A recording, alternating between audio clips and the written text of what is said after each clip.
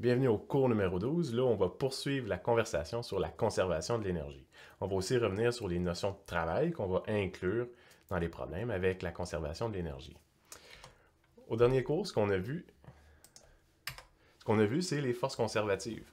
On a vu qu'en fait, une force, pour qu'elle puisse être conservative, il faut qu'elle satisfasse aux deux conditions suivantes. Il faut que la force ne dépende que de la position, donc ne dépende pas de la vitesse ou autre chose.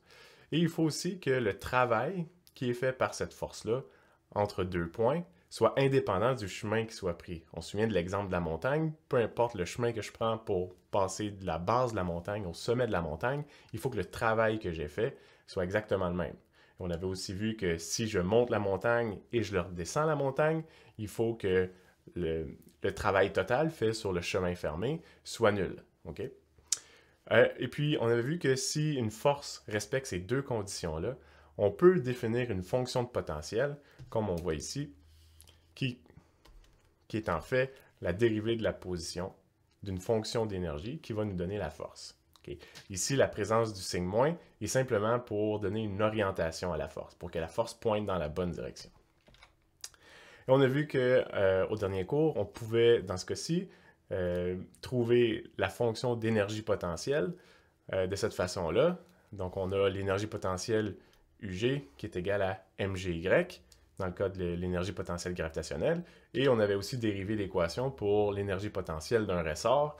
Donc, si j'ai un ressort, je peux définir une fonction de potentiel UR, ici, qui est 1 demi kx au carré, où k ici, c'est la constante de rappel du ressort. Et x, c'est l'étirement ou l'allongement, la compression aussi, en fonction de la position d'équilibre.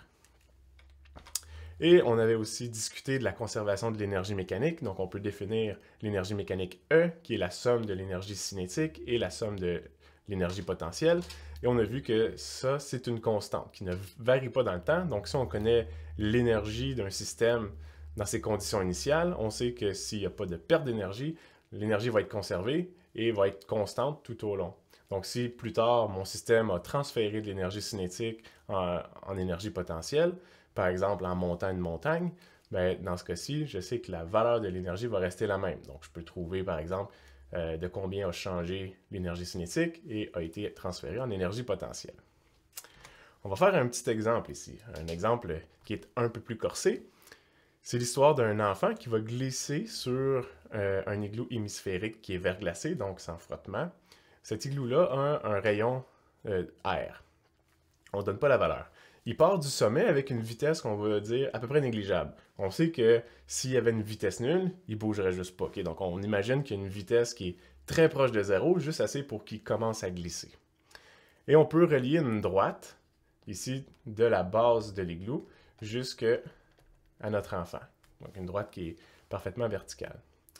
On veut savoir quel angle va faire cette droite au point où l'enfant va quitter la surface de l'igloo. Okay? Donc la situation, c'est l'enfant qui est au sommet ici, avec une petite vitesse, va se mettre à glisser le long de l'igloo, puis je cherche l'angle ici pour lequel mon enfant ne touchera plus à la surface de l'igloo.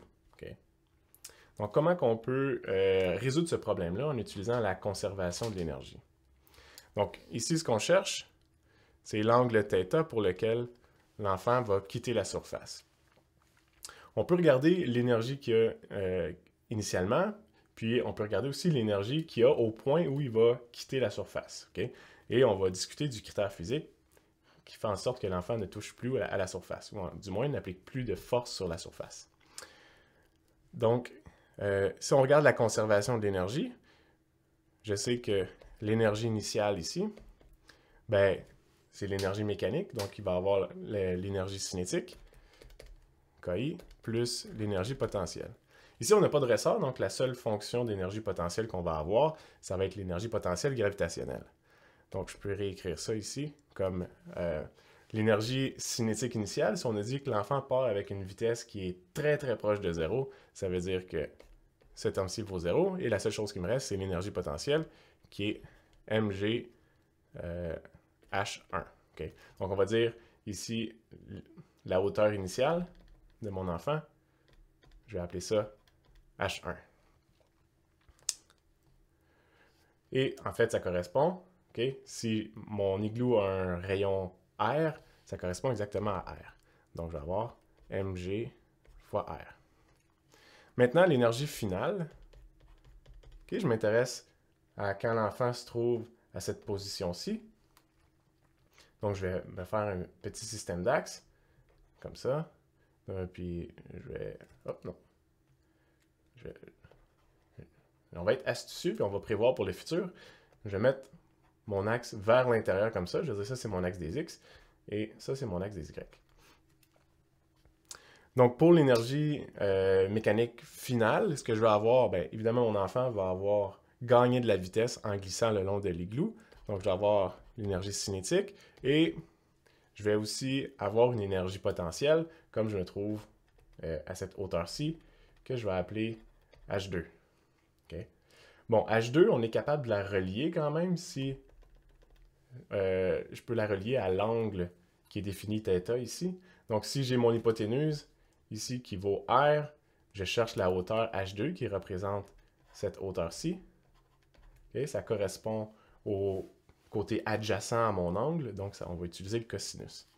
Donc, tout ça pour dire que l'énergie potentielle gravitationnelle, je vais pouvoir l'exprimer en fonction de θ et de R. Donc, l'énergie cinétique, je sais que c'est 1/2 mv carré. Et l'énergie potentielle ici, ça va être mg fois la hauteur. Et la hauteur, j'ai dit que ici, ça représente R cos θ. Donc, je vais avoir plus mg fois R cos θ.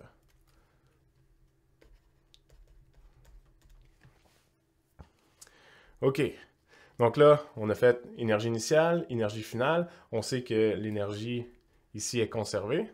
Donc, le delta E, comme j'ai que des forces qui sont conservatives ici, je sais que l'énergie finale moins l'énergie initiale, ça, c'est égal à 0.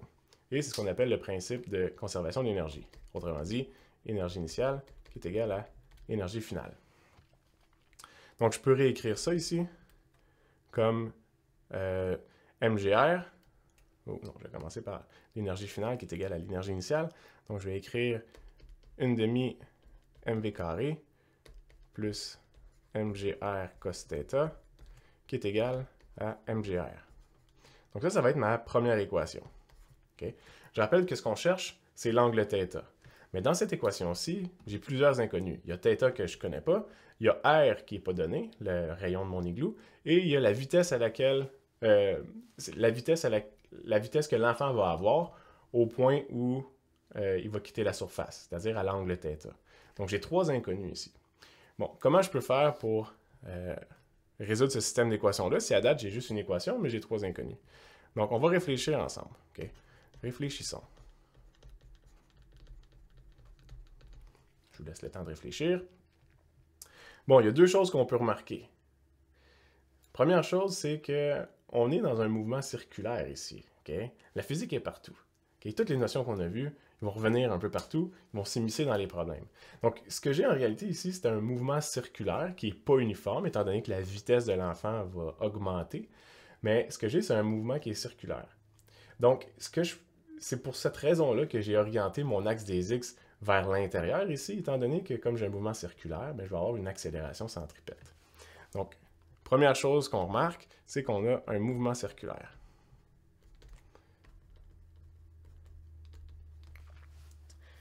Bon, maintenant, comme j'ai un mouvement circulaire, puis je cherche la condition physique suivante, qui est que l'enfant ne touche plus à l'igloo. Ou s'il est en contact avec, ça marque la transition entre le point où il applique une force normale sur sa surface et le moment où la force normale devient nulle. Donc, il peut rester en contact, mais n'exerce plus de force sur l'igloo. Et tout de suite après, la force normale va rester 0, puis il ne touchera plus pantoute. Okay? Donc, pour le mouvement circulaire ici, on peut s'intéresser au cas où la normale vaut 0. Ce qui marque la transition entre le fait que l'enfant touche à la surface, mais n'applique plus de force dessus, et un instant t très petit tout de suite après, ne touche plus la surface. Okay? Donc, la condition physique, ça va être que la force normale vaut 0. Donc, on peut aller regarder la somme des forces ici, puis on va voir ce qu'on peut tirer de cette information-là. Okay? Donc, ici, si je fais la somme des forces en Y, où en fait, j'ai orienté mon axe des X vers le milieu. Donc, mon accélération centripète va être en X ici, plutôt. Donc, les forces que j'ai, je vais avoir la force normale qui pointe vers le haut. J'ai le poids de l'enfant qui pointe vers le bas. C'est mes deux seules forces. Donc, selon ma définition, je vais avoir ici la composante X de mon vecteur de poids, Px, et je vais avoir la normale qui pointe aussi tout en X. Donc, j'ai Px qui pointe dans la direction des X positifs, puis j'ai la force normale N qui pointe dans la direction contraire de mon axe des X, donc moins N. Ici, la composante X de mon vecteur de poids, si je regarde, j'ai mon angle θ qui se trouve ici, donc ça va être le côté adjacent, ça va être le cosinus. Donc ce que j'ai ici, c'est mg cos θ moins n qui est égal à la masse fois l'accélération centripète. Donc ça. Et on sait que l'accélération centripète, c'est v carré sur r. Donc je vais avoir mv carré sur r. Voilà, donc dans cette équation-ci, ce que j'ai réussi à faire, c'est trouver le lien entre θ ici, qu'on ne connaissait pas de la première équation. Je mets aussi en relation R et je mets aussi en relation V carré. Okay? Donc, ces trois inconnus-là qui figuraient dans mon équation initiale, ben maintenant, j'ai réussi à trouver au moins une deuxième équation. Il me manque quand même une troisième équation pour être capable de résoudre mon problème. Et puis, on avait dit ici, on s'intéressait au mouvement circulaire, mais c'était au point où la force normale était nulle. N est égal à 0, donc tout ça, c'est égal à 0. Donc, je peux réécrire mon équation comme suit. Ici, je vais isoler le V carré de mon équation. Donc, je vais réécrire cette équation-ci, mais sous une forme un peu particulière où je vais isoler le V carré. Ce qui me donne V carré qui est égal à RG cos θ. Okay? On voit que dans l'équation, ici, j'ai mg cos θ qui est égal à mv carré sur r. Donc, les m ici peuvent s'en aller. Il me reste v carré sur r qui est égal à g cos θ. Si j'envoie le r de l'autre côté, dans ce cas-ci, j'obtiens v carré qui est égal à rg cos θ. Voilà pour la partie isoler la variable. Donc ça va être ma deuxième équation. OK, donc, prochaine étape, ce qu'on peut faire, c'est de prendre l'équation 2 et la mettre dans l'équation 1. On va voir qu'est-ce qui va arriver. Faisons ça. Donc, si la prochaine étape, ça va être de prendre l'équation 2 et la mettre dans l'équation 1. Si je fais ça, ce que je vais avoir, c'est 1/2 m. Ici, j'avais un v carré, mais on a vu que v carré, ici, ça correspondait à l'expression suivante, qui est rg cos θ. Tout ça au... Non, tout ça qui n'est pas au carré, étant donné que c'était v carré directement. Plus mg r cos θ. Et tout ça, c'est égal à mgr. Donc ça, c'est l'équation 1 dans laquelle j'ai remplacé le v carré, ou l'expression du v carré, selon l'équation 2. C'est tout ce que j'ai fait. Bon, maintenant, on voit que j'ai des mg r qui apparaissent un peu partout. Okay? Donc, ce que je vais faire, c'est diviser par mgr partout, puis ça va simplifier grandement l'équation. Donc, ce qui va me rester, en divisant par mgr partout, il va me rester 1/2 cos θ plus cos θ qui est égal à 1. Okay? Si je divise mgr par mgr, ça me donne 1. Donc, dans cette équation-ci, la seule chose qui me reste, c'est le θ qui est inconnu. Okay? On se souvient que dans les deux équations précédentes, ben, il nous restait 3 inconnus. Mais quand j'ai remplacé l'équation 2 dans l'équation 1, ça l'a fait disparaître les R. Donc, ça ne dépend pas du rayon de l'igloo, okay? Qui est une bonne chose. Ça nous a sauvé de trouver une équation supplémentaire, autrement dit. Bon, ici, j'ai 1/2 cos θ plus cos θ. Donc ça fait 3/2 cos θ qui est égal à 1.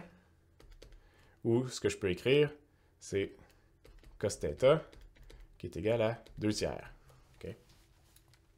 Et tout ce qui me reste à faire dans ce problème-ci, ben, c'est isoler mon angle. Donc je vais avoir θ qui est égal à arc cos de 2/3 Et si je pitonne ça, j'obtiens 48,2 degrés. Et voilà, quelle est la réponse finale? Okay? C'est-à-dire que mon enfant ici qui va se mettre à glisser tranquillement le long de la surface de l'igloo, ben, le moment où il va quitter la surface, ou n'exercera plus de force normale sur la surface, ben, ça va arriver à θ ici qui est égal à 48,2 degrés. Voilà. OK, poursuivons. Bon, les forces non conservatives. Jusqu'à maintenant, on avait joué avec le principe de conservation d'énergie en considérant seulement les forces conservatives. Okay? Forces conservatives qui proviennent en fait des fonctions de potentiel. Et il y a l'énergie cinétique aussi, pour constituer l'énergie mécanique. Bon, maintenant, il existe aussi des forces qui sont non conservatives, c'est-à-dire qui ne respectent pas les deux conditions qu'on avait dit initialement.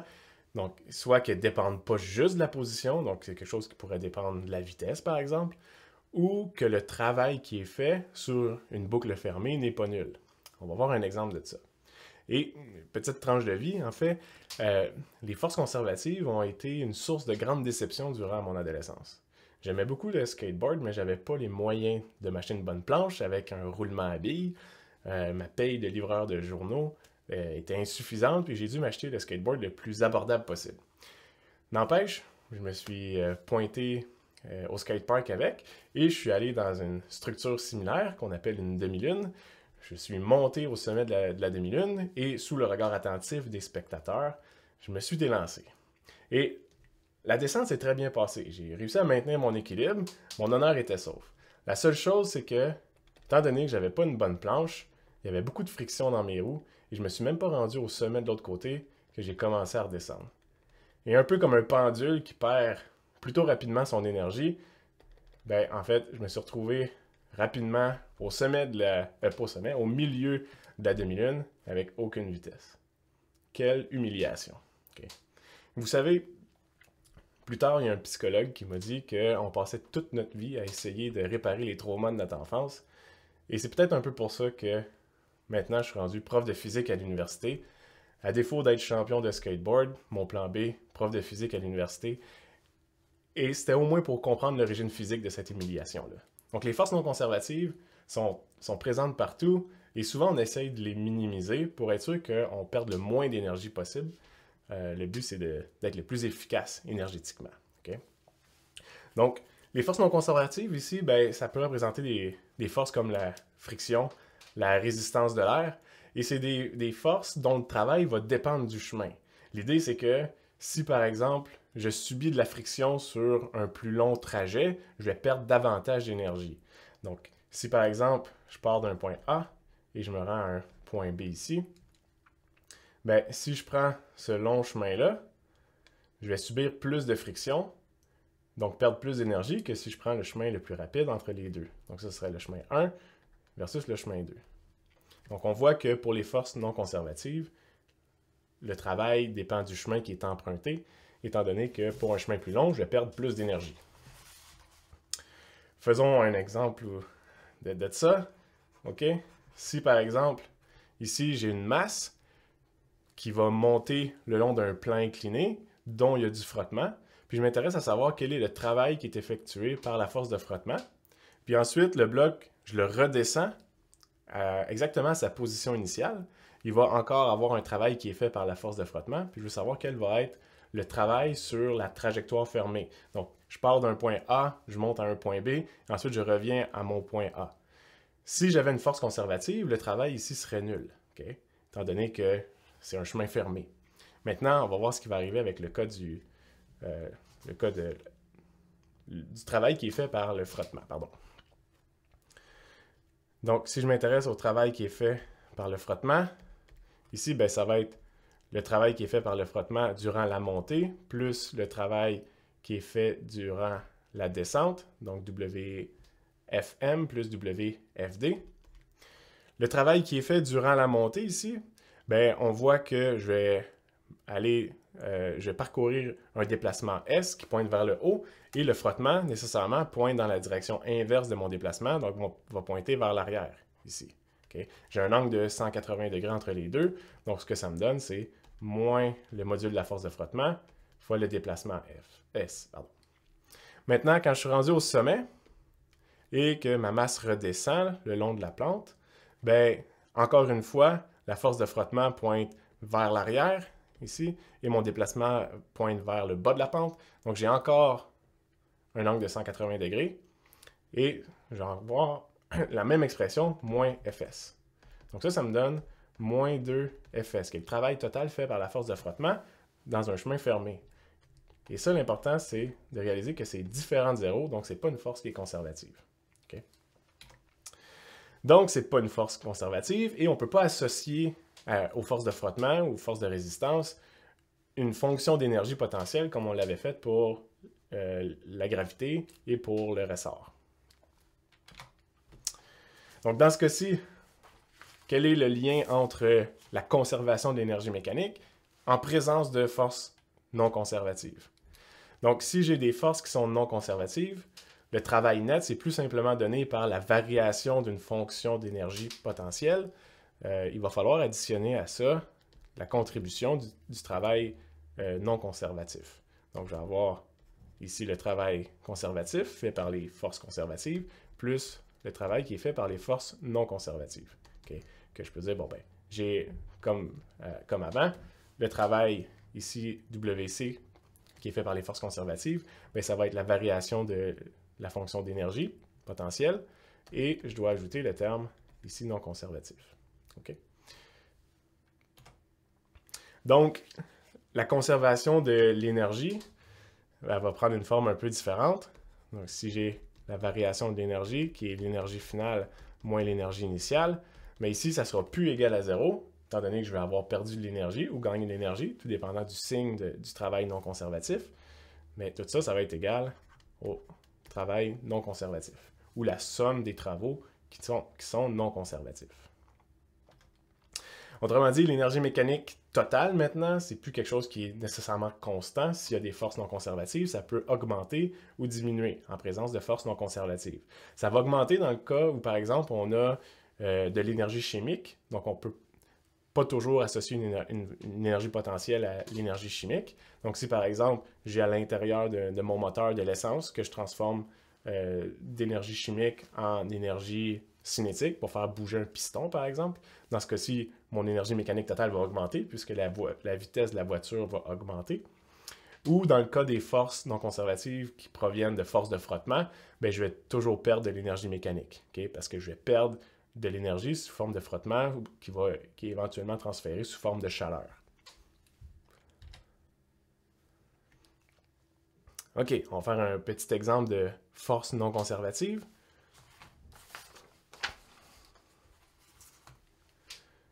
Ici, c'est l'histoire d'une masse qui glisse le long d'un plan incliné à 20 degrés. Donc, j'ai θ qui est égal à 20 degrés par rapport à l'horizontale, dont le coefficient de frottement cinétique est 0,6. Donc, μc qui est égal à 0,6. On dit que sa vitesse initiale est de 8 mètres par seconde. Donc, je vais marquer VI, 8 mètres par seconde. Et on veut savoir quelle est sa vitesse après avoir glissé sur une distance de 5 mètres le long de la surface. Donc, autrement dit, ma masse va glisser sur une distance de 5 mètres. Donc, je vais appeler ça D qui est égal à 5 mètres. Ma masse va se retrouver ici. Si initialement, elle avait une vitesse VI qui pointait dans cette direction-ci, à la fin, elle va avoir une vitesse VF qui va pointer également vers le bas de la pente. Mais comme il y a du frottement, si je fais la somme des forces, j'ai ici la force normale, je vais avoir le poids et la force de frottement qui nécessairement pointe dans la direction opposée au mouvement, donc vers le haut de la pente.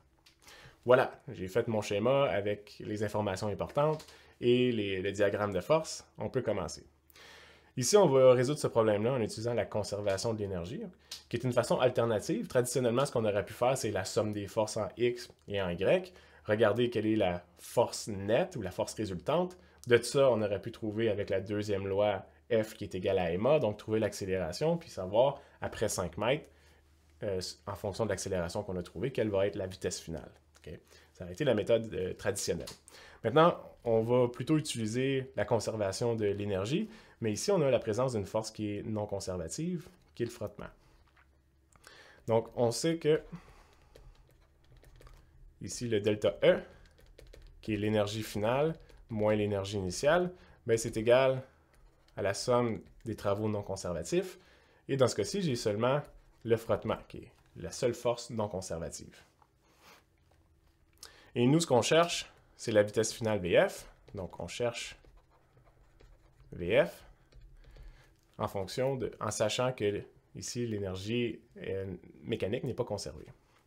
Donc, ce qu'on va faire, c'est trouver l'énergie initiale de mon bloc, trouver l'énergie finale de mon bloc, et on va aussi trouver le travail. Et en fonction de ces trois expressions-là, on devrait avoir une seule équation dans laquelle l'inconnu, ici, c'est la vitesse finale qu'on va pouvoir isoler. Donc ça, c'est notre stratégie générale. Donc commençons par le côté gauche de l'équation ici. Quelle est la variation de l'énergie mécanique? Je vais y aller de façon plus directe. Donc, ça va être la variation de l'énergie cinétique plus la variation de l'énergie potentielle. Variation de l'énergie cinétique ici, ça va être l'énergie cinétique finale, donc 1/2 MVF au carré, moins l'énergie cinétique initiale, qui est 1/2 MVI au carré. Et quelle est la variation de l'énergie potentielle? Ben, ici, je vais me faire un petit diagramme.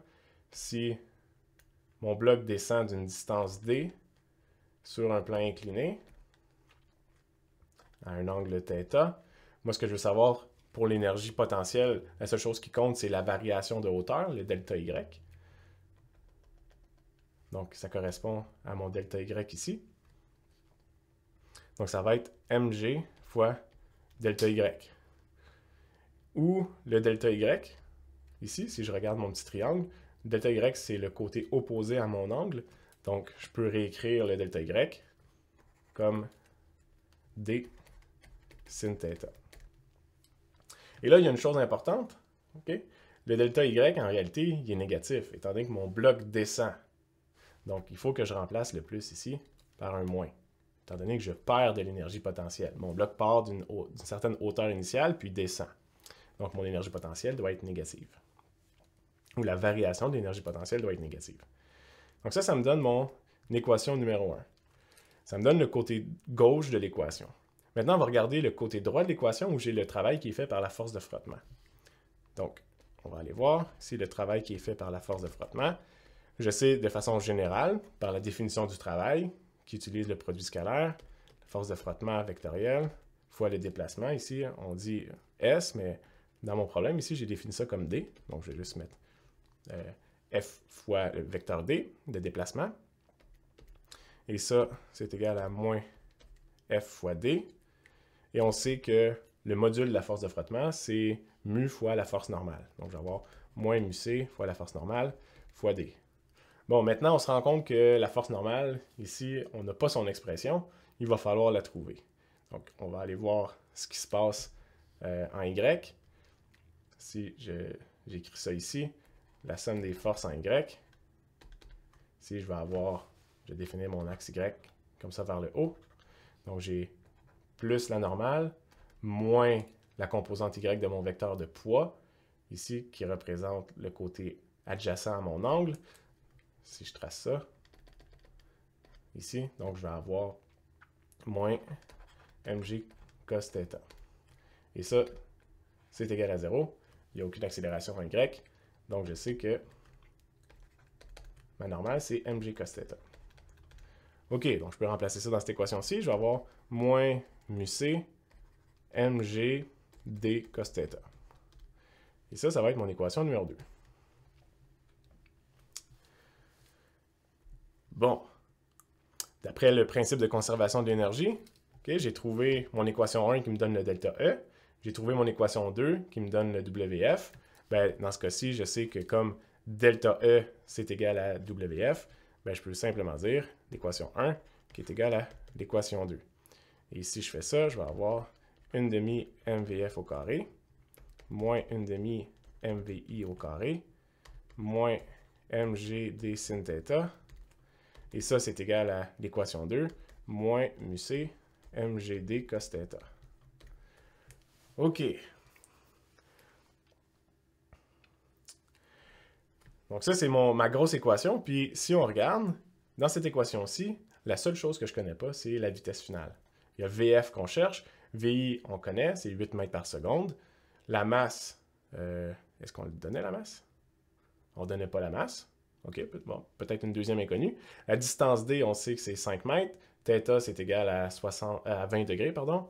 Et mu C, c'est égal à 0,6. Donc là, j'ai comme deux inconnus, puis seulement une équation. Mais, si on regarde ici juste l'équation, j'ai M qui apparaît dans chacun des termes. Donc, je peux diviser toute mon équation par M. Il semblerait que la masse n'importe pas ici. Et ça va faire disparaître cet inconnu-là. Donc, ce qui va me rester, c'est 1 demi VF au carré, moins 1 demi VI au carré, moins GD sin θ, qui est égal à moins mu C, GD cos θ. Excellent. Moi, ce que je cherche, c'est la vitesse finale que je vais pouvoir isoler. Et si j'isole ici, ce que j'obtiens, c'est la vitesse finale, qui est égale à VI au carré, plus 2GD. Ici, j'ai aussi fait une mise en évidence. Donc, je vais avoir sin θ moins mu cos θ. Et tout ça à la 1 demi. Okay? Juste pour que vous sachiez, ici, racine carrée de x, c'est exactement la même chose que x à la 1 demi. Donc, au lieu de dessiner une grande racine carrée qui va être très croche probablement, je préfère mettre à la 1 demi. Maintenant, toutes les informations, on la connaît maintenant. Donc, je peux juste remplacer les équations, les variables ici par leur valeur numérique. Okay, ce que je ne ferai pas, mais qu'on pourrait faire. Et ce que j'obtiens, c'est une vitesse finale de 6,5 mètres par seconde. Donc ici, on voit que la vitesse finale est plus petite que la vitesse initiale. Donc le bloc a ralenti, il y aurait eu une accélération négative si j'avais défini l'accélération ou l'axe des x vers le bas de la pente. Donc il a perdu de l'énergie cinétique ici. Intéressant. Donc la force de friction était en quelque sorte plus grande que la force de gravité qui voulait tirer le bloc vers le bas de la pente. Poursuivons avec une petite question. Ici, j'ai une balle qui se trouve sur le sommet d'une falaise et je vais lancer cette même balle-là selon 3 angles différents. Et je veux savoir quelle balle va toucher le sol avec la plus grande vitesse. Okay? Dans ce cas-ci, on va négliger la résistance de l'air. Donc, je vous laisse réfléchir à ça.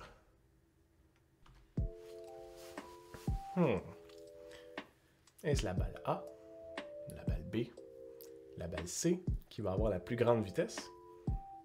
Ou si toutes les balles vont avoir la même vitesse?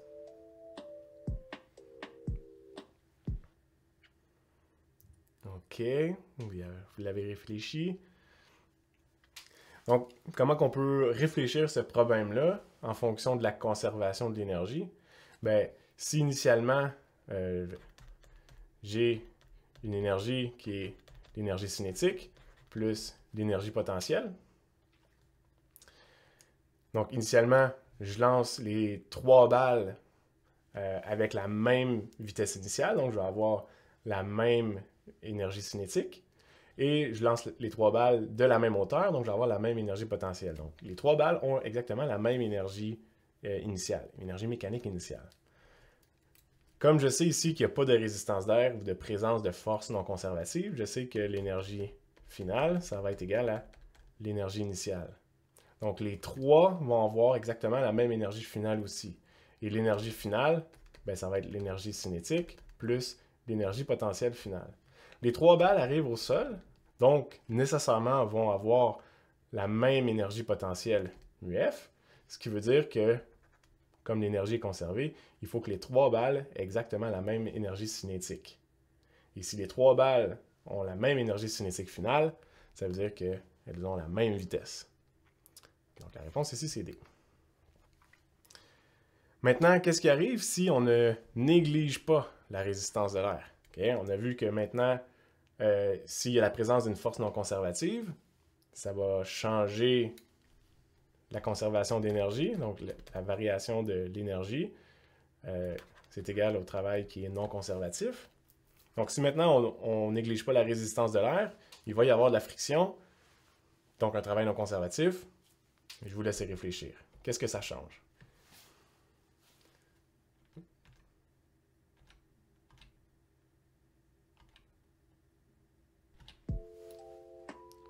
Qu'est-ce que ça change?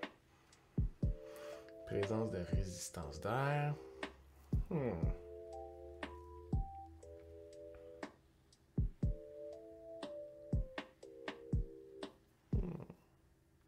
OK? On se souvient que ce qui est important quand on a une force de friction ou de résistance, mais on se souvient que ça dépend de la longueur du parcours. Plus j'ai un parcours qui est long, plus je vais subir de friction ou de résistance qui va me faire perdre plus d'énergie. Donc, autrement dit, la balle qui va arriver avec la plus grande vitesse, c'est celle qui va avoir perdu le moins d'énergie, donc il y a le parcours le plus court. Et c'est le cas pour la balle A. Donc, si on ne néglige pas la résistance de l'air, la balle A va arriver au sol avec une plus grande vitesse, étant donné qu'elle a perdu moins d'énergie sous forme de friction parce que son chemin est plus court. Voilà. Bon, revenons un peu sur le travail qui est effectué par une force qui est variable, en 1D. Le but ici, c'est de redériver le travail qui est fait par un ressort, éventuellement. Puis le travail qui est fait par le ressort, on va voir, ou on a déjà vu un peu, que ça dépend de la position, en fait.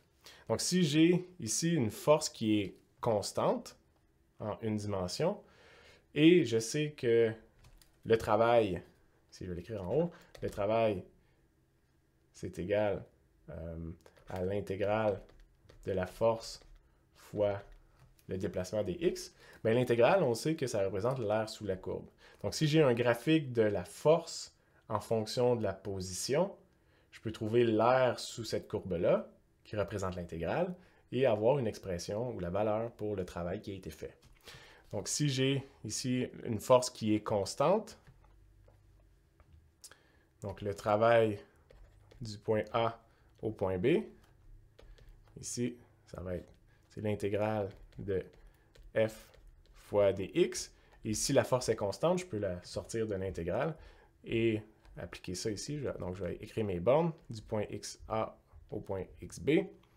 Et ce que je vais obtenir, c'est la force F fois XB moins XA. Et ce qu'on voit ici, c'est que dans le graphique, j'ai utilisé F0. Là. Donc, si j'ai une force qui est constante, puis que je vais du point XA au point XB, bien, cette expression-ci représente l'aire de ce rectangle-là. Maintenant, si j'ai une force qui varie en fonction de la distance, okay? Ici, j'ai une courbe qui représente une force qui varie seulement en fonction de la distance, qui ne représente pas nécessairement un ressort, c'est juste une fonction générale, mais je peux également trouver le travail qui est fait si je trouve l'air sous la courbe, okay, qui représente l'intégrale. Donc, si j'ai une force qui est variable, dans ce cas-ci, ben, je ne peux pas nécessairement résoudre mon intégrale. Okay? Tout ce que je peux dire, c'est que ça représente l'air sous la courbe. Si je passe de la position XA à la position XB de ma force fois le déplacement des X. OK, maintenant, on va appliquer ça à un problème qu'on connaît mieux, qui est le ressort, dont la force, ici, obéit à la loi de Hooke. Donc, la force d'un ressort, ça représente moins K fois X, ici dans la direction I. Le moins ici dit en fait que si je suis vers les X positifs, si je définis la position d'équilibre de mon ressort comme X égale à 0, si je suis vers les X positifs, le ressort essaie de me ramener vers le X égale à 0, donc va pointer vers les X négatifs. Au contraire, si je comprime mon ressort, le X égale à 0 se trouve vers les X positifs. Donc, dans ce cas-ci, j'ai un X qui est négatif, la position de mon ressort est négative, mais la force pointe vers les X positifs. Donc, le moins ici sert juste à orienter la force dans la bonne direction. Okay? Et le K ici, ça représente la constante de ressort. C'est-à-dire la force avec laquelle le ressort est capable de pousser ou de tirer. Et la constante de ressort, ça a des unités qui sont en newton par mètre. OK. Donc, ici, ce qu'on voit, c'est que la force du ressort est proportionnelle à quel point j'ai étiré ou comprimé mon ressort.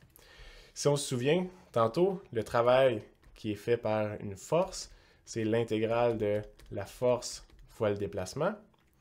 Et si je remplace ça dans l'équation, j'ai la force de mon ressort ici, donc FR, que je peux remplacer. Je vais avoir moins K fois l'intégrale de x dx, de la position XA à la position XB. Et ce que j'ai, c'est ici moins 1 demi-K. Le résultat de ça, ça va être x au carré, pardon. X au carré. J'applique les bornes de XA à XB. Donc, ce que j'obtiens en remplaçant les bornes ici, ça va être 1 demi K XB au carré moins XA au carré. Voilà. Donc ça, c'est le travail qui est fait par un ressort. Bon. Faisons un petit exemple de ça.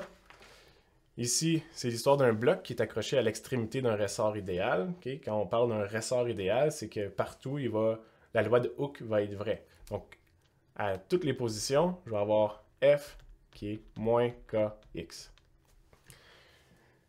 L'idée ici, c'est que si je n'ai pas un ressort qui est idéal, ben pourquoi il ne serait pas idéal? C'est qu'éventuellement, plus j'étire mon ressort, ben peut-être que la force ne dépendra plus de la position. Okay? Imaginez un slinky. Si mon ressort est rendu à ressembler à un slinky, éventuellement, il va être tellement étiré qu'il n'appliquera plus une force qui est de plus en plus grande. Ou il va simplement rompre.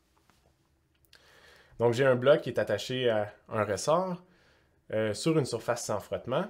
On dit la constante de rappel K, qui est 40 newtons par mètre. Initialement, le ressort est comprimé de 20 cm par rapport à sa longueur naturelle. Donc là, la position initiale, ici, je vais l'indiquer.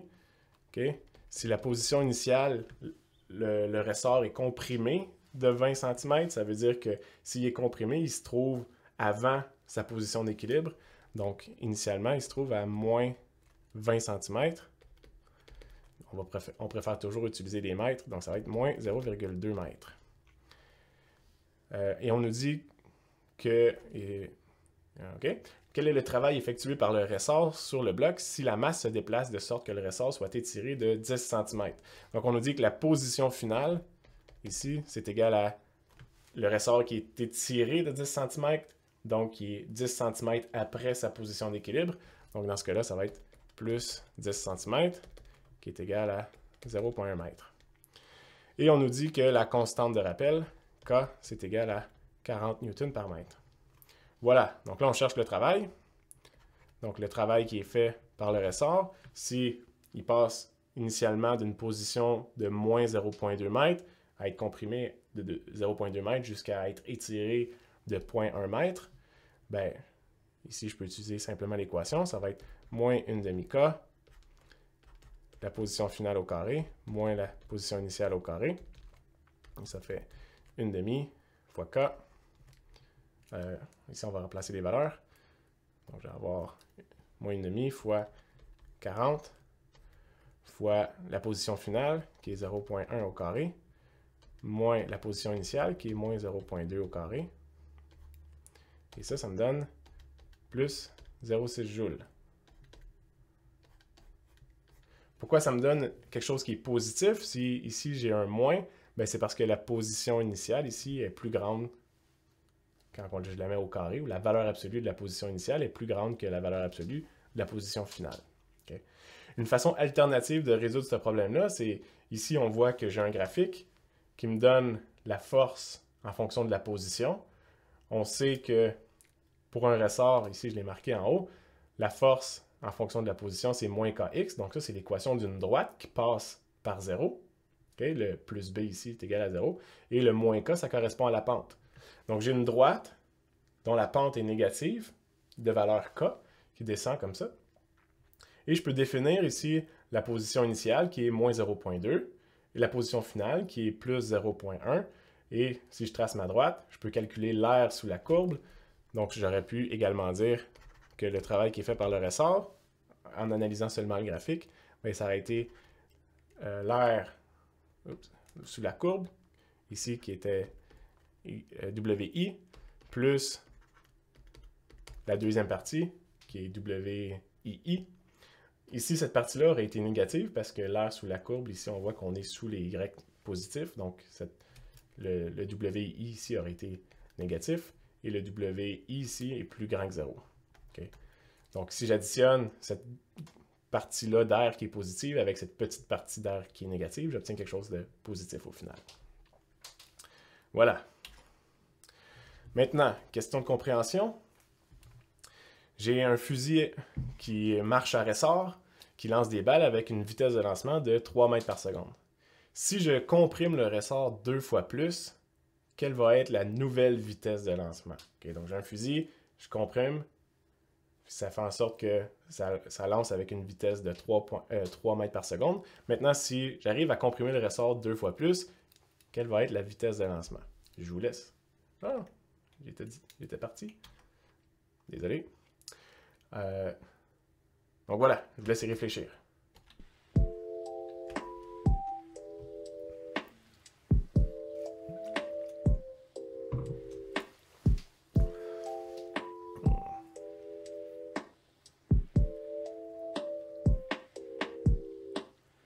OK.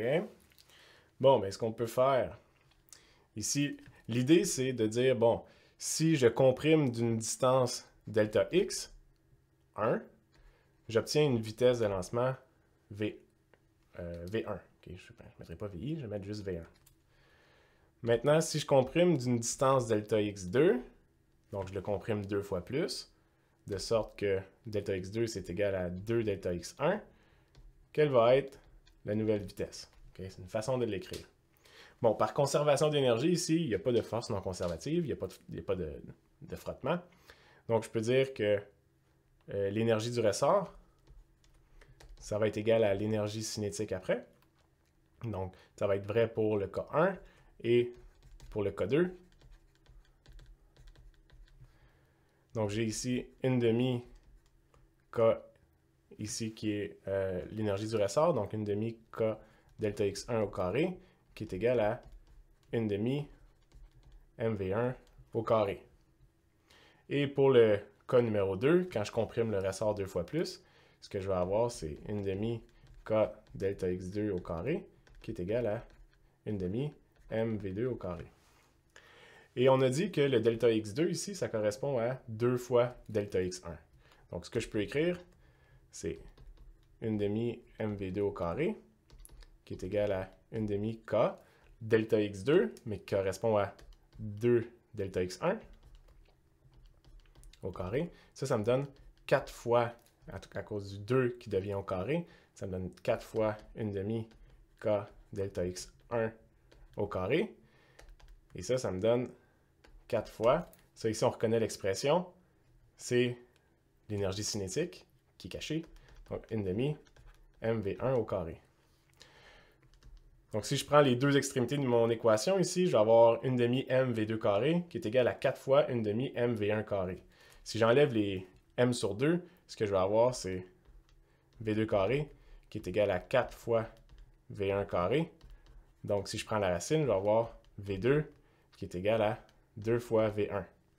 Donc, j'ai juste besoin de savoir ici que la vitesse, la vitesse initiale, là, dans le cas numéro 1, c'est 3 mètres par seconde. Si je comprime le ressort 2 fois plus, je vais avoir une vitesse qui est 2 fois plus grande. Donc, la réponse, c'est D, 6 mètres par seconde. OK. Autre question maintenant. J'ai une particule qui se déplace le long d'un axe des X et qui subit une force telle qu'illustrée dans le graphe de droite. Donc, j'ai un diagramme de force en fonction de la position. On nous demande si la particule a une énergie cinétique de 2 joules initialement, lorsqu'elle passe le point x égale à 0. Quelle va être son énergie cinétique quand elle atteint le point x égale à 4? Comment on peut réfléchir à ça? Okay. Si j'ai une force qui est appliquée, qui dépend de la distance, on sait que le travail, ici, c'est l'intégrale de la force fois la distance. Et puis, si j'ai un travail qui est fait sur ma particule, ça va faire augmenter son énergie cinétique. Donc là, je veux savoir de combien son énergie cinétique a augmenté ou quelle est son énergie cinétique finale, sachant que son énergie cinétique initiale, c'est 2 joules. Faisons-le.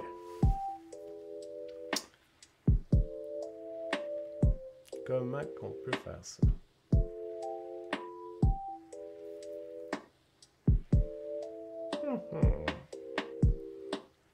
Ok, je pense que je vous avais donné des indices.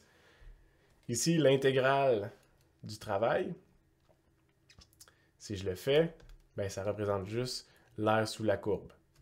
Donc, j'ai un triangle ici avec une base de 4. Donc, ça va être l'aire de ça va être 1/2 fois 4 fois la hauteur de mon triangle qui est 2. Donc, le travail qui est fait sur ma particule, ça va être ici 4 joules. Et on sait, d'après le théorème de l'énergie cinétique, que la variation de l'énergie cinétique, c'est égal à la somme des travaux qui sont faits. Ici, j'ai juste le travail net, si on veut, qui correspond à 4 joules. Donc, si ma particule avait une énergie cinétique initiale de 2 joules, la force lui a donné 4 joules d'énergie. Donc, elle se trouve maintenant à 6 joules. Voilà. Ça va? OK. On va faire un problème encore relié à la conservation de l'énergie, mais qui implique des forces non conservatives. Puis là, c'est un petit peu plus corsé. On va inclure un ressort avec 2 masses qui sont reliées par une corde. Et une surface ici pour laquelle il y a du frottement. Donc, on me dit, j'ai 2 masses, MA, qui a une masse de 0,75. Je vais l'écrire ici. MA, qui est 0,75 kg. Et une masse MB, qui est 1,5 kg, qui sont reliés par une corde passant par une poulie sans frottement. OK. La masse est attachée à un ressort. La masse A est attachée à un ressort. Et on nous dit que la constante de rappel du ressort, c'est 200 Newton par mètre, qui est initialement à sa position d'équilibre. OK? Important. Et ensuite, on dit la masse B repose sur une surface qui a du frottement avec un coefficient de frottement de 0,3, qui est incliné, alpha ici, qui vaut 60 degrés par rapport à l'horizontale. Si les 2 masses sont initialement au repos et qu'on les lâche, quel est l'étirement maximal du ressort? Donc la première chose qu'on peut faire, c'est essayer de réfléchir à savoir qu'est-ce qui va se passer quand on va lâcher nos 2 masses qui sont initialement au repos. On nous dit ici, le ressort initialement est à sa position d'équilibre. Ici, ce qu'on va faire, c'est on peut se douter que la masse B, ici, va descendre le long du plan incliné, comme elle est quand même 2 fois plus massive que la masse A. Okay? On va partir avec cette supposition-là. Puis si jamais, finalement, la masse A a un plus grand poids que la masse B, puis que tout ça descend, mais le ressort va être comprimé au lieu d'être étiré. Mais supposons, on va partir avec l'intuition que la masse B va descendre d'une certaine distance. La masse B va descendre d'une certaine distance, comme ça, que je vais appeler D pour venir ici. Ça veut dire que la masse A va également monter d'une distance D. Donc, de là à là, j'ai la distance D. Et ça veut dire que mon ressort va être également étiré d'une distance D. Okay? Donc, au final, si je cherche l'étirement maximal du ressort, ben, ça va être dans la situation pour laquelle mon ressort ici va être étiré d'une distance D et qui va maintenir la situation en équilibre de sorte que la vitesse finale du bloc A et du bloc B est également nulle. Okay? Autrement dit, mon bloc B va descendre le long du plan incliné, va étirer mon ressort jusqu'à temps qu'on trouve une position d'équilibre où mon ressort va être capable de tirer vers le bas avec la même force que B essaye de tirer vers le bas du plan incliné. Okay? Donc ça, c'est la mise en situation. Donc, je vais simplement définir ici, je vais dire que la hauteur initiale de mon bloc A, c'est égal à 0. Donc, je mets ma référence YA qui est égale à 0 initialement. Et je vais faire exactement la même chose pour mon bloc B. Je vais dire mon bloc B se trouve initialement à une hauteur B que je définis comme YB qui est égal à 0. Okay? On se souvient que quand on gère l'énergie potentielle gravitationnelle, là où je mets ma référence, ça n'importe peu, étant donné qu'on s'intéresse seulement à la variation de l'énergie potentielle. Donc, si je mets Y égale à 0, après ça, ben, si ma masse descend, je vais avoir une variation de Y qui est négative, mais je peux quand même trouver l'énergie potentielle. Donc, au final, ici, ce qu'on cherche, c'est la distance D. Donc, on cherche D. On va utiliser le principe de la conservation de l'énergie, mais ici, étant donné que j'ai du frottement, il va y avoir une force non conservative. Le frottement ici est appliqué seulement sur la surface du plan incliné, donc il va pointer vers le haut en supposant que mon bloc B va descendre. Okay? Donc la force de frottement pointe dans la direction inverse de la direction du mouvement. Et je vais avoir ici ma force normale N, je vais avoir le poids ici, donc je vais avoir NB, je vais avoir le poids de B, j'ai ici le poids de A, et j'ai la force qui est appliquée par mon ressort. Donc, ici, on va avoir la variation de l'énergie qui correspond à l'énergie finale moins l'énergie initiale. Et comme j'ai une force qui est non conservative, ça c'est égal au travail net non conservatif. Et ici, j'ai simplement la force de frottement. Donc, on va regarder ici l'énergie initiale de mon système. Après ça, on va regarder l'énergie finale. On va trouver l'expression pour le travail qui est fait par le frottement. Et si tout va bien, je devrais avoir à la fin une seule équation dans laquelle la seule inconnue que j'ai, c'est la variable D que je cherche. Donc, initialement, je vais avoir l'énergie cinétique de la masse A plus l'énergie cinétique de la masse B plus les énergies potentielles de chacune des masses, donc UAI plus UBI. Et j'ai aussi l'énergie potentielle du ressort, que je vais appeler URI. Bon, de la manière que j'ai défini mon énergie initiale, d'abord, on sait que les masses partent au repos. Donc, ils n'ont aucune vitesse initiale. Ça veut dire que l'énergie cinétique initiale des deux masses est nulle. Et de la manière que j'ai défini mon énergie potentielle, ici, j'ai dit, bon, ben mon Y égale à 0, je le mets à leur position initiale. Okay? Donc, si je connais l'énergie potentielle, U gravitationnelle, qui est égale à mgy, ben, si initialement je dis que mon Y égale à 0, c'est leur hauteur initiale, ben, ils n'ont aucune énergie potentielle initiale. Et on dit aussi que mon ressort, initialement, il est à sa position d'équilibre. Donc, aucune énergie potentielle là-dedans. Donc, j'ai été astucieux et j'ai choisi bien mes références, mes positions initiales, de sorte que mon énergie initiale est nulle. Okay? J'ai le droit de faire ça. Maintenant, on va aller voir l'énergie finale. Donc là, on sait que l'énergie finale, ben on nous dit, on nous dit pas, mais en fait, on le sait que éventuellement, les masses vont atteindre la position de repos. Quand le ressort est capable de tirer les masses suffisamment, de sorte que les masses vont arrêter de bouger, ça veut dire que leur vitesse finale est nulle et leur énergie cinétique aussi est nulle. Donc, il va seulement avoir une variation d'énergie potentielle. Donc, je vais avoir UAF plus UBF plus URF. Donc, l'énergie potentielle de la masse A, potentielle de la masse B et l'énergie potentielle du ressort. Donc, ici, je vais avoir MAG, si je remplace les équations, fois ici la différence de hauteur. Donc, ici, mon bloc A passe de Y égale à 0 et va monter d'une distance D.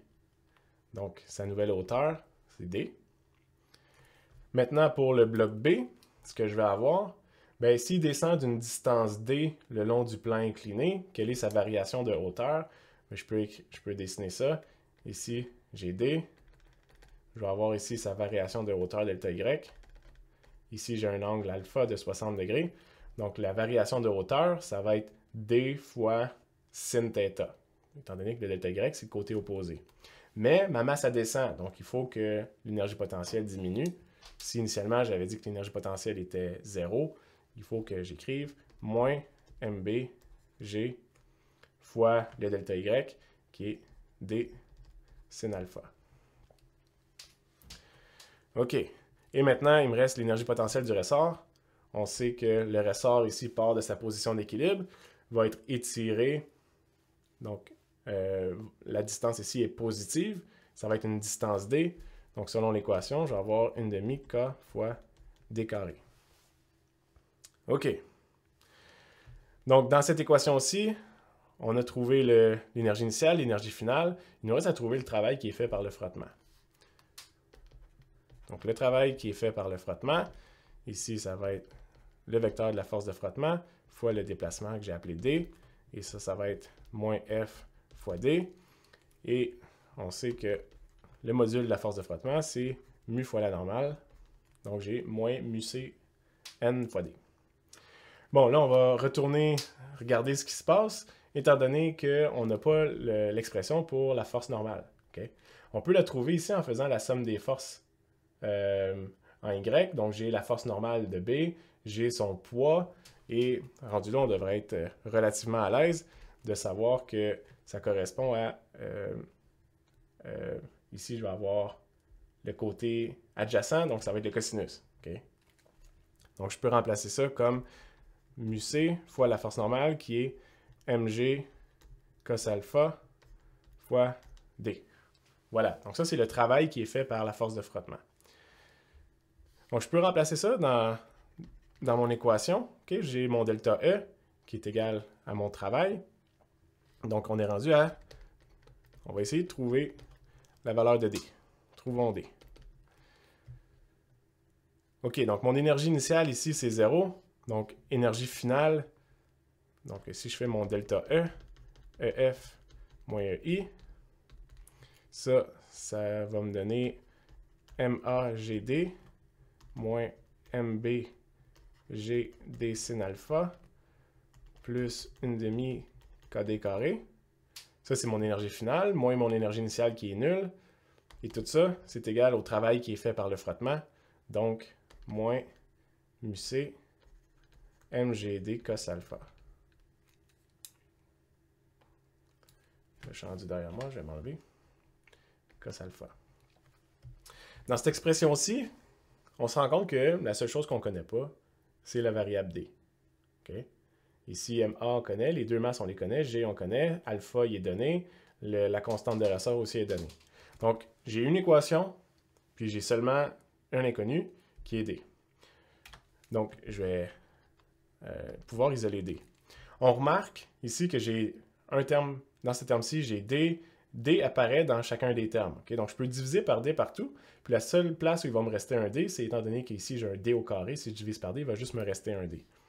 Donc, je vais réécrire ça comme MAG moins MBG sin alpha plus 1/2 KD. Il me reste juste une puissance de D.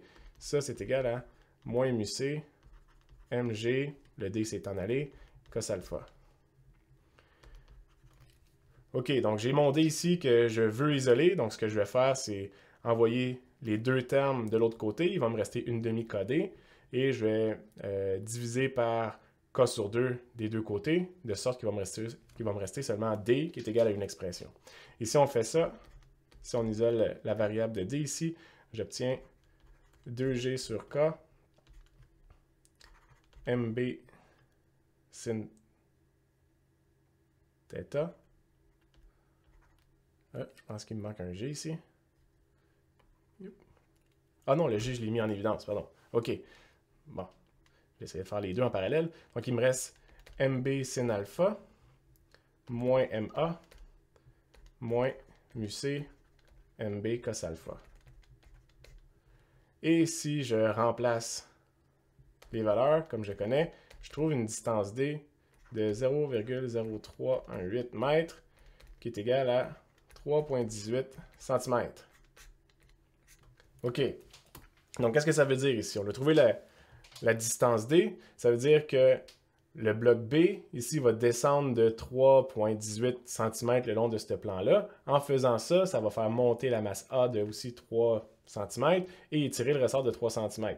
De sorte qu'on a retrouvé une situation à l'équilibre, étant donné que le ressort est maintenant étiré, va tirer la masse A qui est relié à la masse B, donc va tirer aussi la masse B. Donc on a trouvé la situation d'équilibre où la force gravitationnelle sur B, qui tire la masse A, devient la même que la force du ressort qui est maintenant étirée. Voilà. OK, dernier sujet qui va être nécessaire pour les exercices que vous allez faire en devoir et dans les examens. C'est un sujet, la puissance, qui est abordé dans le chapitre 7, mais je voulais discuter plutôt des travaux et autres avant d'arriver à ça. Donc, qu'est-ce que la puissance? En fait, la puissance, c'est le taux de variation de l'énergie en fonction du temps. Donc, c'est une façon de transférer de l'énergie d'une forme à une autre. Okay? On a vu que le travail, si par exemple, je monte une montagne, donc je pars d'un certain point à la base de la montagne et je monte la montagne, peu importe le chemin, j'arrive au sommet ici, ben, je peux décider de monter la montagne en marchant ou de la monter en courant. Je vais avoir fait exactement le même travail. Mais l'idée, c'est de dire, si je fais un même travail à l'intérieur d'une période de temps plus courte, ben, c'est différent que si je prends beaucoup de temps pour monter la montagne. Et c'est comme ça qu'on va définir la puissance. C'est la quantité de travail que j'ai pu faire qu'on divise par un intervalle de temps. Donc, si je suis capable de monter la montagne en courant, je vais avoir une plus grande puissance que si je monte la montagne en marchant. Et dans ce cas-ci, juste pour dire, la puissance, c'est à quel point on est capable de convertir une forme d'énergie en une autre, souvent. Si initialement, dans mon corps, j'avais de l'énergie chimique que j'ai utilisée pour augmenter mon énergie potentielle. Donc, on voit la transformation ici de l'énergie chimique qui était sous forme de lien moléculaire de la nourriture que j'ai ingérée, que j'ai été capable de transformer en énergie potentielle en montant la montagne. Okay? Et à quelle vitesse je suis capable de transférer mon énergie chimique en énergie potentielle, c'est la puissance. On peut définir une puissance moyenne, donc dans ce cas-ci, ça serait le travail net qui a été effectué divisé par l'intervalle de temps que ça a pris. Et les unités qu'on utilise pour définir la puissance, c'est des watts, qui correspondent à des joules par seconde. C'est exactement, les watts, on rencontre ça pour n'importe qui est allé dans une quincaillerie, étant donné que souvent, le wattage, c'est donné pour les ampoules. Okay? Donc, on nous dit une ampoule de 10 watts. Ça veut dire que pour faire fonctionner cette ampoule-là, il va falloir que je lui donne 10 joules d'énergie à chaque seconde. Okay? Donc ça, c'est la puissance moyenne. Maintenant, on peut définir aussi une puissance qui est instantanée, okay? Dans la même logique qu'on peut définir une vitesse moyenne et une vitesse instantanée. Dans ce cas-ci, la puissance instantanée, ça serait, si j'ai l'expression d'une puissance, quelle va être la dérivée en fonction du temps. Okay? Ici, on se souvient que le travail, pardon, dérivé du travail en fonction du temps. Donc, on se souvient de l'expression du travail. Donc, si je prends la dérivée ici, de l'expression du travail, qui est F fois ds. Si j'ai une force qui est constante, donc elle ne va pas changer dans le temps, donc je peux réécrire ça comme F fois ds dt. Ici, il n'y a pas de d. Simplement fois le déplacement. Et ici, ce qu'on voit, c'est un déplacement divisé par un intervalle de temps. Donc ça, c'est l'expression d'une vitesse en réalité. Donc la puissance, je peux l'écrire comme, si la force est constante, F fois le vecteur de vitesse, ou le produit scalaire entre la force et le vecteur de vitesse. Donc c'est la façon d'exprimer la puissance. Faisons un petit exercice avec ça. Donc ici, c'est l'histoire d'une cycliste et de son vélo qui ont une masse de 60 kg. Donc je vais ici dessiner ma petite cycliste. Et on nous dit que les deux ensemble ont une masse de 60 kg. On nous dit que la cycliste maintient une vitesse constante de 5,8 mètres par seconde pendant qu'elle monte une pente de 5 degrés. Donc le θ ici, c'est 5 degrés. Et on nous dit qu'elle a une vitesse constante, donc elle se dirige vers le sommet, ici avec une vitesse V, qui est égale à 5,8 mètres par seconde. On lui demande de déterminer la puissance qu'elle fournit aux roues pour réussir à garder cette vitesse constante-là. Donc, ici, on sait de façon générale que la puissance est égale à la force, au produit scalaire entre la force et la vitesse. Ici, la force, elle ne nous est pas vraiment donnée. Donc, il va falloir être astucieux puis la trouver nous-mêmes. Okay? Si on fait le diagramme de force sur la cycliste, je vais avoir le poids qui pointe vers le bas, mais je sais que elle doit appliquer une force pour réussir à monter le long de la pente, donc avoir une force qui est dans cette direction-là, parallèle au plan incliné. Ici, on nous dit qu'elle monte à vitesse constante. Ça veut dire que la force gravitationnelle qui la tire vers le bas de la pente doit être compensée par la force qu'elle utilise pour se propulser vers le haut de la pente. Donc, autrement dit, il faut que la force F corresponde exactement, si je fais mon petit graphique, mon système d'axe ici, corresponde exactement à la composante X qui pointe vers le bas pour pouvoir garder une vitesse constante et monter vers le haut. Autrement dit, ici le F, je peux le trouver en faisant la somme des forces en X, sachant que la vitesse est constante. Donc j'ai la force qu'elle utilise pour se propulser, F vers le haut, et j'ai moins Px qui s'en va vers le bas. Donc je vais avoir F moins mg sin θ qui est égal à 0. Donc la force F qu'elle doit utiliser, c'est mg sin θ. Voilà, maintenant on peut remplacer ça dans l'équation. Donc je vais avoir P qui est égal au produit scalaire entre F et V. Donc ici je vais avoir F fois V fois le cosinus de l'angle entre les deux. Okay? On a dit la force F est appliquée parallèlement au plan incliné qui est également la direction de sa vitesse. Donc ici j'ai un angle de 0 degré entre les deux, donc cosinus de 0 ça vaut 1. Hein? Donc, il me reste juste F fois V. On a dit que F, c'est donné par mg sin θ fois V.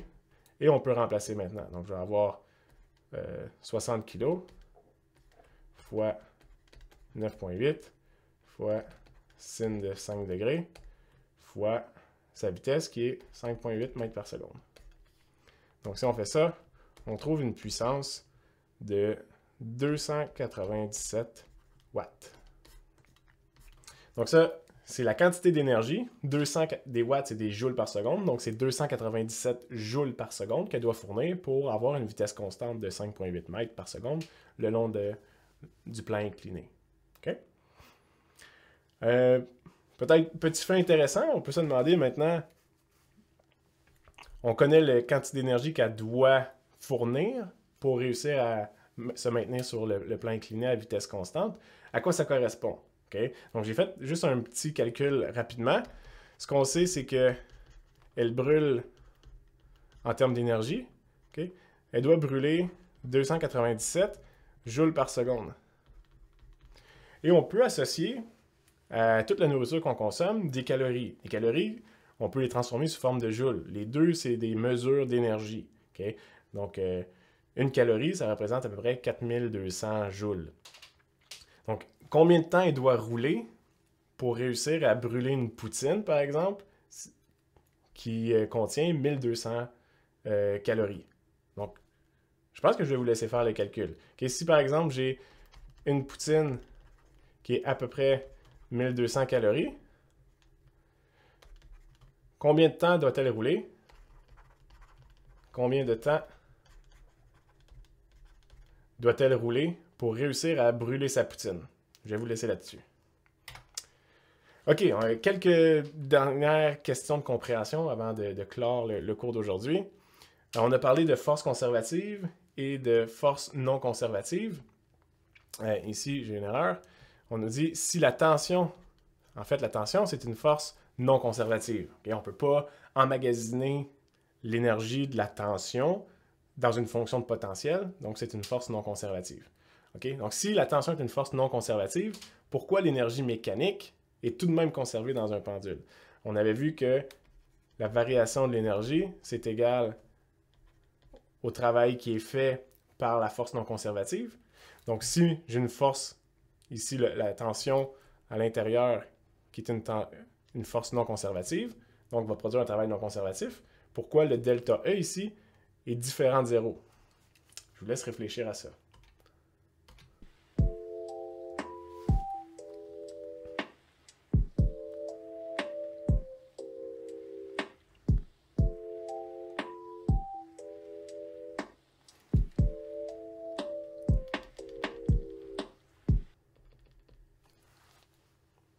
OK. Donc, je sais que, par exemple, si ma masse se trouve ici, initialement, elle va avoir une certaine énergie potentielle qui va être transférée. Si ici, c'est le point le plus bas de sa trajectoire, je peux définir comme le zéro de l'énergie potentielle. Donc, toute son énergie potentielle va avoir été transférée sous forme d'énergie cinétique.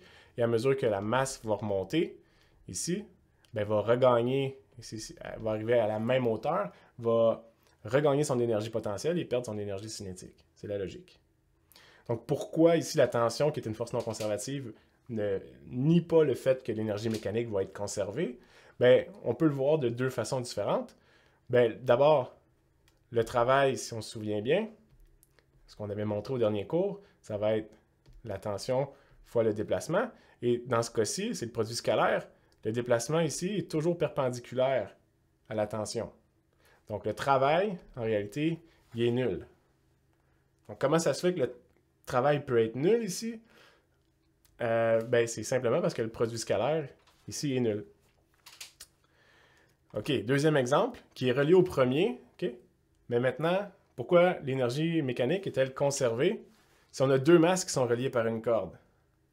Donc, je sais que si, par exemple, cette masse-là, cette masse-ci est plus lourde que cette masse-ci, ben, les deux vont être entraînés vers le bas. Et je sais que leur variation d'énergie potentielle va être compensée par leur variation d'énergie cinétique. Autrement dit, l'énergie mécanique va être conservée. Comment ça peut être possible? Si j'ai la présence de tension, ici, qui est une force non conservative. Bon, je ne vous ferai pas languir plus qu'il faut. En fait, ce qu'il faut savoir, c'est que la somme des travaux non conservatifs, je vais avoir ici une tension T1 si on veut et une tension T2, mais je sais que les deux sont égales étant donné que c'est exactement la même corde. Okay? Donc je sais que T1 c'est égal à T2 et si je fais la somme des travaux, ben, j'ai ici T1 qui pointe dans une direction et T2 qui pointe essentiellement dans la direction opposée. Okay? Donc si j'ai une tension T1 qui fait un travail puis une tension T2 qui fait un travail, mais les deux travaux ici sont de sens opposé, donc vont s'annuler. Autrement dit, le travail total, ici qui est le travail fait par T1, plus le travail qui est fait par T2, va être égal à 0. Donc c'est pour ça que l'énergie mécanique est conservée, même si j'ai une présence de force non conservative. Okay? Étant donné que le travail total va être nul. C'est ce qu'on appelle une force interne. Okay? Donc on pourrait, autrement dit, regarder simplement le système en entier qui correspond aux deux masses et sont reliés par des cordes, mais on voit que la tension dans la corde pointe dans une direction ou dans l'autre, de sorte qu'elles vont s'annuler. Donc, c'est une présence de force interne qu'on n'a pas besoin de considérer. On peut regarder juste le système de façon macroscopique. Voilà, donc en résumé, pour le cours d'aujourd'hui, ce qu'on a vu, c'est on a discuté d'abord, on est revenu sur les forces conservatives pour réintroduire les forces non conservatives, comme les forces de friction, forces de résistance. On a discuté davantage du principe de conservation d'énergie quand il y a des forces non conservatives dans le système. Et on a introduit aussi la notion de puissance, qui est à quel point je suis capable de produire un travail dans un certain intervalle de temps. Voilà. Bonne journée.